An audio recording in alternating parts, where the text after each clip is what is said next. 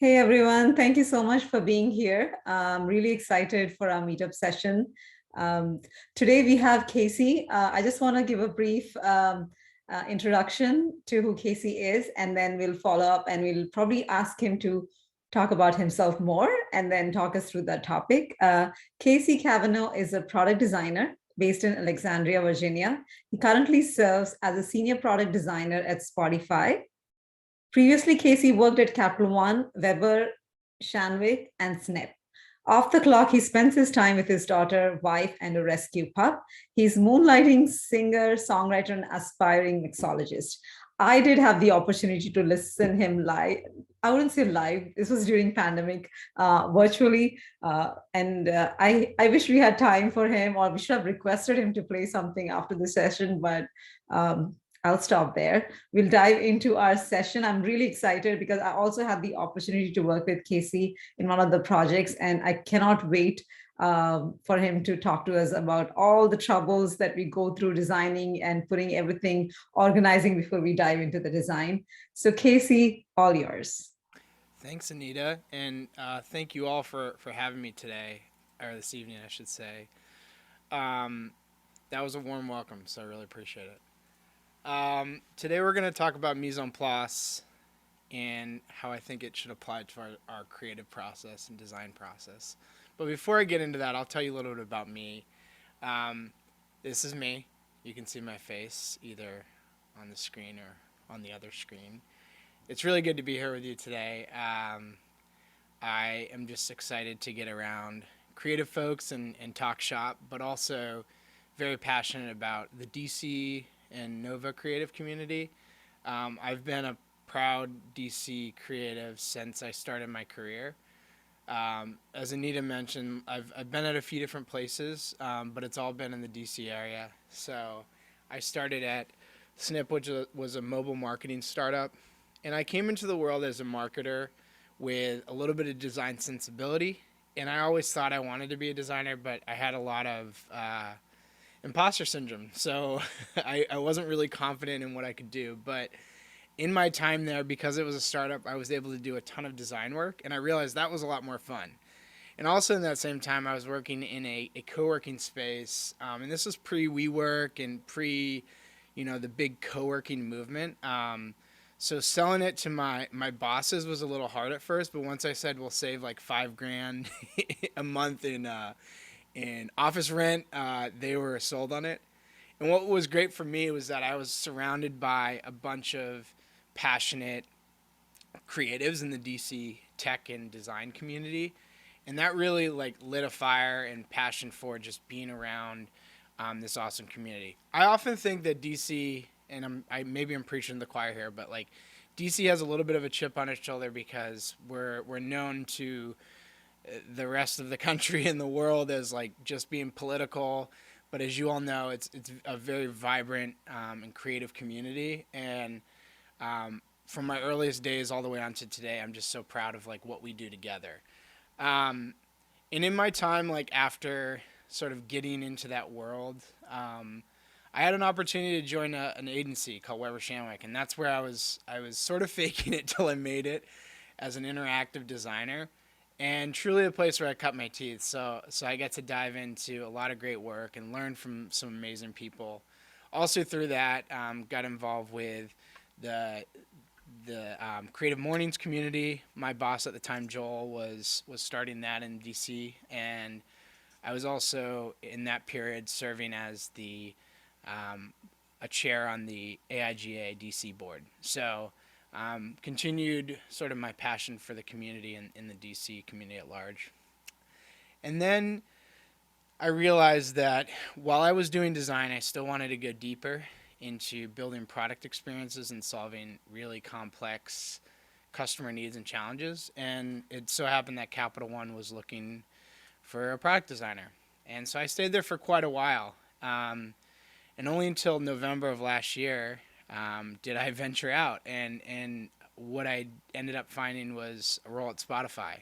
I'm still based in Alexandria, but a lot of my team is New York, and we're now a work from anywhere culture. So we have people all over the country, all over the world, and it's really been an awesome way to represent DC, but work at a global company like Spotify.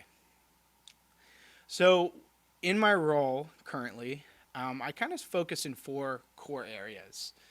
I do a lot of full stack product design, so from early UX and discovery, all the way through high fidelity, um, like product polish, UI and UX work. Um, but I also focus on a couple other core areas, including vision work, which is looking about 2 to 3 years ahead of where we are currently.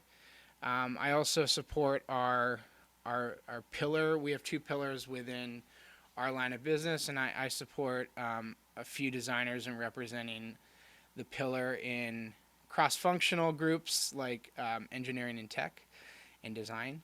And then finally, I am helping to build a localized design system based off of our global design system, Encore, and finding ways to bring that to our local team in tooling. The team I work on is the advertising mission. We call them missions. You could look at it as a line of business. And the specific product that I spend my time on is called Ad Studio. So if you go to ads.spotify.com and sign up for an account, you can run an ad on Spotify, either on music for listeners that are on the free model, or podcasts as like inserted ads. So we are the platform that people can book and create ads. So it's been a really awesome experience, and I'm about 7 months in. I have a lot to learn, but it's been great to just be in this space because it's something, given my past in agency world, that I'm really passionate about. We're going to talk a lot about this specific piece of the design systems and tooling because so much of that work is foundational and puts you in a place where you're setting up yourself and your teammates and your product for success from the very outset. But off the clock, I try to stay busy. My quarantine hobby was not baking bread, although like I kind of wish I did because it seems more fun and not as much work as designing an app. But for some reason, I decided to build out a proof of concept for like a music gear rental app called Levon. It's still in very early phases, but it's been a labor of love. I did some little sprints for myself to keep myself on track, and it was cool to sort of build something that I thought I might like to use. I maintain a somewhat dormant Instagram account called Little Libations, which Anita mentioned. I'm an aspiring mixologist, so I try to make cocktails at home. I've been doing that for a number of years, so it wasn't necessarily a pandemic hobby, but let's just say that I would definitely continue to enjoy cocktails during the pandemic. So these are some that I've made, and maybe one day I'll start posting photos again on this account. And I'm also working on a new album. I'm a performer in the DC area, definitely pre-pandemic, but working on releasing some new music. But I currently have some things on Spotify that you can check out under Casey Cavanagh. But if I'm being honest, like this is what keeps me most busy these days. I have a 9-month-old daughter. Her name is Lillian. We call her Lily. And this was her yesterday, where she was home from daycare for the day and really wanting my attention while I was trying to get some work done. And then this is our dog Paisley, and they're just on the boat with my parents, and we had a blast. So this is really what my hobbies are, and any waking moment is spent. But it's really good, busy work. I love my family, my wife, daughter, and dog. So that's a little bit about me. We're gonna dive into this. I think we can, whatever everyone's comfortable with. If you want to stop and ask questions, I'm happy to. We can also wait till the end. So we'll just keep it fluid, but definitely want to have a lively discussion at the end if there's anything top of mind. So before the pandemic, I really got into Chef's Table, and hopefully some of you know what it is, but I'll just give a a recap for those who haven't. Each episode follows a specific chef in their journey in their career. The thing that's striking is how beautifully shot it is. Like the cinematography is incredible. The storytelling is just also like incredible.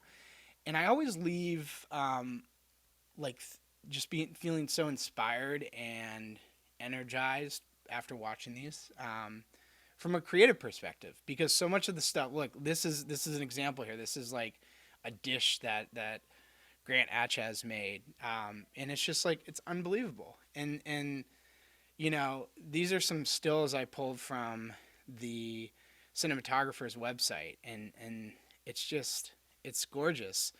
So this show not only turned me on to just like the art of cooking, but also just like the beautiful stories that are attached to the folks that make the food, and the chefs and the restaurants that they run. Now, I've never worked in a kitchen or any job in the service industry. I guess the closest is like playing a gig at a bar. But I never had that experience of being a host or waiting tables. But I'm very inspired by the industry, and the more that I think about it, someone like this, a chef or someone in the service industry in general, has a lot of similarities to someone like this, a designer. And maybe there are some that immediately come to mind for you. I'll call out a few that I've been thinking about recently. So, like, number one, the restaurant industry and the design and creative industry are both heavily critiqued. Everyone seems to have opinions and thoughts. They're mostly subjective and mostly related to taste or personal preference. But there's always eyes on the work. It's both very customer centric, right? It's about the end user, the end experience. There's many people involved. It's not just one chef. It's not just one designer. It's not just one creative person. There's stakeholders. There's different people that you have to keep in mind. Less is more is typically the way to go with ingredients and pieces. And there's an emphasis on craft and quality. And then finally, organization is paramount. So I was actually taught this idea of mise en place by a former manager of mine. And Anita may know Kate Takoyan. She was a great design manager, but she also had a background in the kitchen, and she always like preached this concept of mise en place. So I have to give her credit for introducing me to this idea. And if you don't know what it is, it means literally put in place in French. And of course it's French because it's derived from like a French culinary term. And the idea is that everything is set and ready to go before you even get started. And it could look a little something like this in a small home kitchen. And I couldn't find a great photo to represent what happens in these professional kitchens. But go back and watch Chef's Table. First of all, if you haven't, definitely go watch the entire series. And I'm jealous that you get to experience it the first time because I'm eagerly awaiting a new season. But you'll see how these kitchens operate, especially at scale. And everything is so organized and tidy and efficient because it's all about efficiency and it's all about consistency. And I think so much about the work that I do day in and day out and how similar that is. This guy was, I guess, technically the one who brought this idea or concept to life. It was a French chef named Auguste Escoffier, and he came from a military background, and so he brought this like military systems approach to developing this framework in the kitchen. And I was doing some research on him and this method in the kitchen, and this quote stuck out to me, so I'll just read it real quick. At first, not everyone agreed with his rigid organizational methods. However, once they saw how mise en place helped the kitchen workflow, these previous naysayers adopted the practice. Today, this technique is one of the foundations of any functional kitchen. I think I saw another quote like Anthony Bourdain said, mise en place is a religion for chefs. So it's clearly something that not only in practice creates for an organized and detailed and tidy kitchen, but it's also something that inherently teaches you about the craft and the consistency and the passion for what you do. So let's draw another line of distinction here. Mise en place. There's four key steps to mise en place. Number one is like understanding what you're cooking and reviewing the recipe. Then it's grabbing all of the necessary tools and equipment and having them positioned around you so you can get them at any time. So that's your measuring cups, your different mixers, your any sort of tools that you need should be in arm's reach of your station. And then gather and importantly measure all the ingredients. When I was learning how to cook a little bit, and sometimes admittedly I still do it the wrong way, where I'm just grabbing things and measuring as I go, and I end up with a messy station in front of me and a pile of dishes. But if you really follow this methodology, it's measuring everything out first, having them in their own places, mise en place, and literally knowing what you're going to grab at a given time because it's all measured out in there. And then if there are things that need to be diced or sliced or chopped, or a simple preparation, those are done ahead of time as well. So literally when it comes time to assemble the dish and start to cook, everything is there. Everything is in place. So let's tie it back to the creative workflow.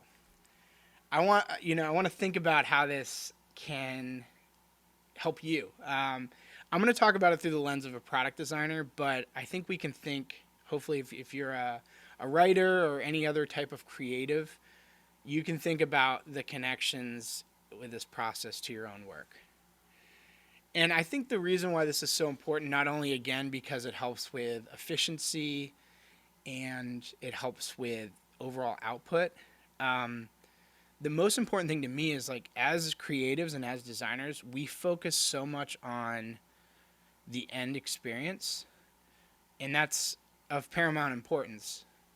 But to me, what's also of paramount importance is what we create along the way for our partners and our stakeholders and our collaborators to work within. So, the key with the kitchen workspace in these professional kitchens is that there are all these different stations and everyone is working in concert with each other, but each person has their own organized setup.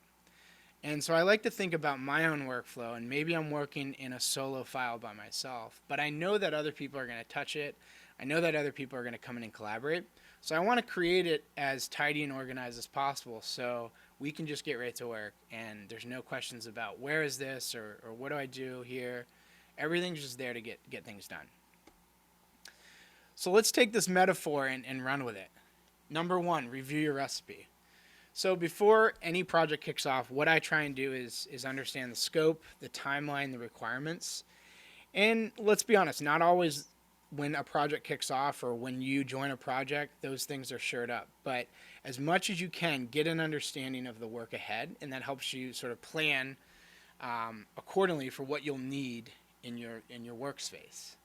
So here are some examples, some redacted examples, but I like to grab any product requirement briefs, concept testing, research plans, anything that we've done in the past, design project briefs, and bring them to a single place.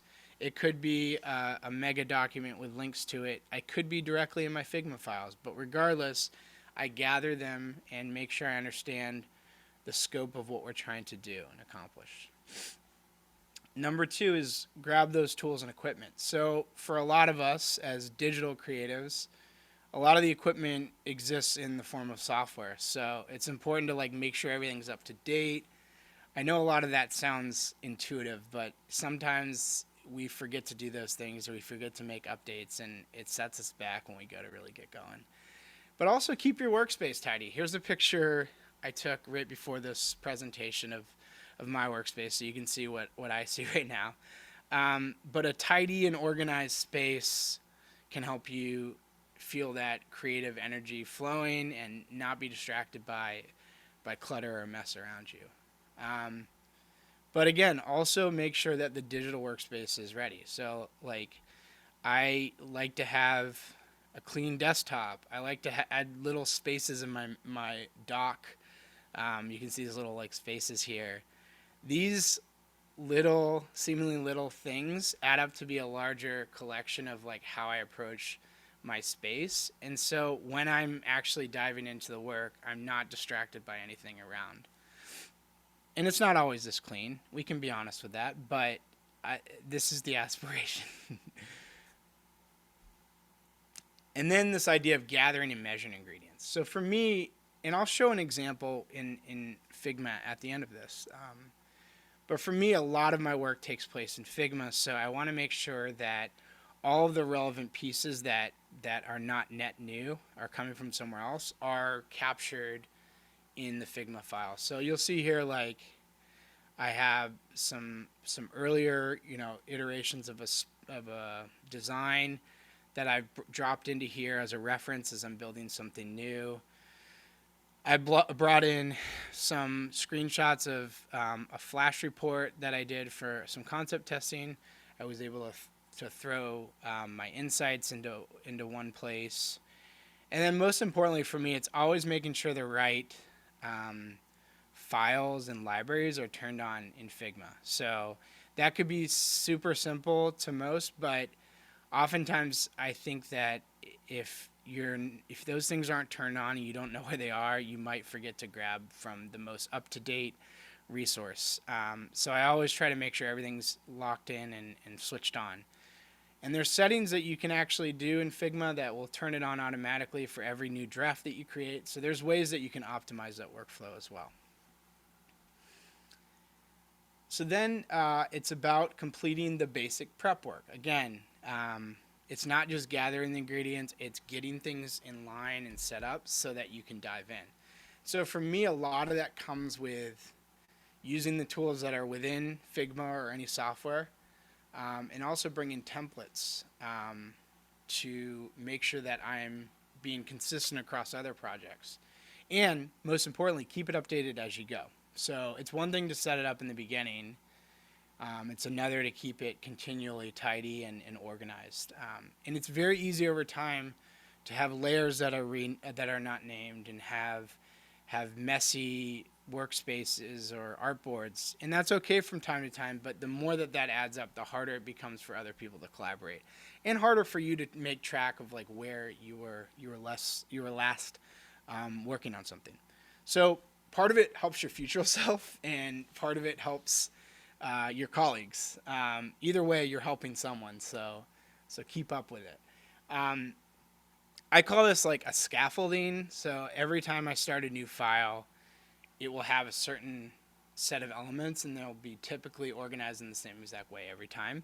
So at least personally, and those that I work with, they'll know where to go for certain things. And what happens is this inevitably grows and shifts over time, but it starts with the same core ingredients. And let me just show you how that works. So this is a brand new Figma file. The only thing I've done is put it in my folder because this is in our Spotify workspace. So as you'll see, there's, as default, when you create a new file, it names your first page, page 1. So let me show you how I mise en place. And I've leveraged a great plugin called Automator. And there's a ton of resources on that. I could do a whole talk on that because it's an amazing tool. But basically what it does is kind of gives you a way to create mini plugins or mini like automations for yourself that you can reuse over and over again. So you'll see I've made a bunch of different ones. There's some from the community. But here we go. We have a Nova Creatives demo. Let's try that. So I open this plugin and I hit it. And it asks me a few questions. So let's see. Do I want to add a title and description? Yes, I do. The name of my project. Okay, this project is Mise en place. The description: creating beautiful, organized. Whoops. So there's some magic happening behind the scenes. We have a thing called the 5 phases at Spotify. I'll show you what those are. And we have lots of design crits, so I want to include that. Okay, and then I sent a little message to myself, all set to dig into work. So let me just talk a little bit about what happened. It's basically created a number of pages within Figma that I've gone through and like pre-selected and like figured out the logic for. But it does a couple cool things. It starts to organize it in a way that I'll mentally go through it. So like at the top here, this is all related to the project as a whole. So this is like a sample thumbnail. And if you remember, it asked me a question about like what the project is. For some reason, it didn't update the title, but typically it does. So it would say mise en place. And you can see that it had the project description. So that shows up here. And it's also turned this into a thumbnail. So when you go into the Figma ecosystem, you can see this thumbnail automatically turned on and set up. And then this is a smaller version of what we typically have in our project overviews at Spotify. And so right now, I've reiterated that that title there, or that subtitle there. And I can actually hook up that plugin to continue to ask questions and fill in the blanks if I wanted to. I haven't gotten that far yet, but it at least gets a starting point. Helps me think about how to organize the project story and the key details. So if someone's coming in here for the first time, can they get a snapshot of what we're working on?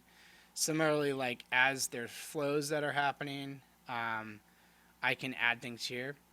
And one other way to like help significantly with a mise en place situation is using Figma's auto layouts. So it'll sort of like just help you just stay really consistent in how your layout works. So say for instance we wanted to design a few screens, I've just duplicated it a few times and it's perfectly spaced, 32 pixels, everything is organized, and so it makes it really easy for me to add things over time. And then similarly, like I've set this up so the first changelog update that I'm logging is the file has been created. But over time, if I want to make updates and I want to add new things, I can always say, 5 p.m. I can say it is, I don't know, I have no idea what to say here, but I use this as a way, instead of having people look at a version history within the Figma app, they can see it directly on this page. And then I do some little hacks. Again, this is all about organization and ease of like use. I do things like spaces, because Figma doesn't let you have folders or any subdivisions in your page layouts on the left-hand screen. I do things like add little spaces. If you're ever making libraries, those spaces never show up in the library panel, so you don't have to worry about it rendering weird. But when you're just scanning, you can see that little space, so it sort of appears like it's nested underneath overview. So that's one thing I do. I also do a bunch of dashes to make separators. And then the other piece of the automation that I did was I created this like Figma label. And so like anytime someone would accidentally click on one of these phases, and these are like our design phases: understand it, think it, build it, ship it, tweak it. These would essentially be headers for new sections. So over time, if I was to create a new page, and here I'll show you Automator again, another cool thing I've set up. So I like that indent move. So I've created a little indent automation that will just sort of nudge that over.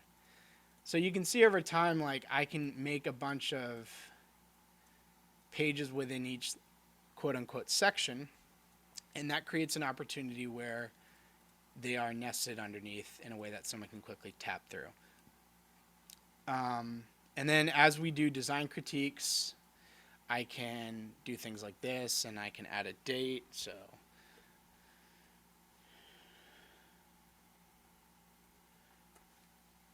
and it serves as a sort of running log of design crits. So instead of having to just make updates on a single page, I can just move it down here.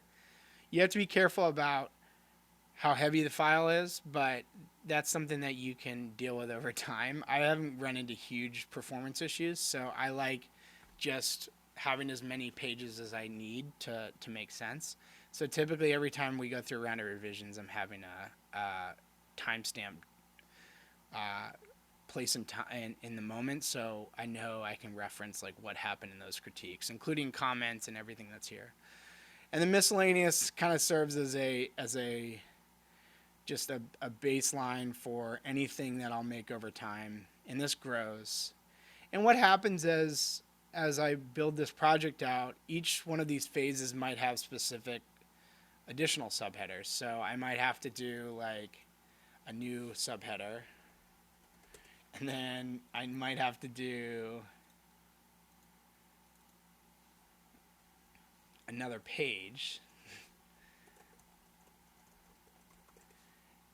And I'll run my automation again to just nudge that one more time.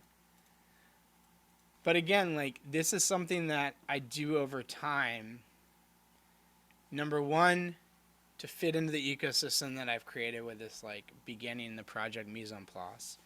But number two, something that I can just continue to just hold myself accountable to, because it will just like be so much easier to reference later on. So I'm a big believer in doing the work first, doing the work right, and building out over time. And sometimes, maybe we won't get to a tweak it stage. I can always delete things. But I always like to start with the same baseline of ingredients, the same baseline tools, so I know where I'm diving into. So that's a little bit about my workflow. I could probably do another whole presentation just on Figma, but I wanted to go back to this idea of making it work for you. So again, review your recipe, know what you're building, grab the tools and equipment, measure those ingredients, and complete the basic prep work. This may be a lot of work in the upfront, but again, it will save you so much time and headaches down the road. So I believe that it's the most crucial step in the design process because it sets you on the right path forward. And I think most chefs would agree too, because it's something that's been tried and true for years and years and years. So I think we can learn a thing or two from the great chefs in the world. I think that's it. I really appreciate you listening, and I'm excited to hear any questions or thoughts